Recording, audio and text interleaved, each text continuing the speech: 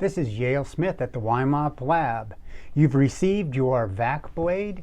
It came fully assembled and ready to use. It's been designed so that it's very difficult to clog, but in the unlikely event that you do get a clog, you're going to take the foam blade out. You're going to undo your clog. You might need to use a screwdriver, but very easy to do. And then you're going to need to replace the foam blade. And we have a specific way we like to do that. And it's to keep it nice and even so you have a nice straight edge. But before I insert the foam blade back into the plastic part, I'm going to let you in on a little secret we've learned. If you live in a high humidity place like we do here in San Antonio, you're going to benefit enormously from adding a little bit of powder, a little absorbent powder, to both sides of the foam blade. And just make sure it feels like you're sliding easily across the foam blade.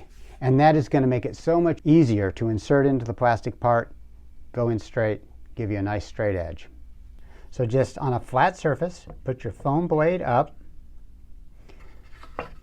and start with the vacuum section, vacuum box on the end, with about an 1/8 inch hanging over beyond the plastic section. And now you'll see here, I'm going to press this down about an 1/8 inch. I'll start at the vac box side. Take your time doing this to get it straight.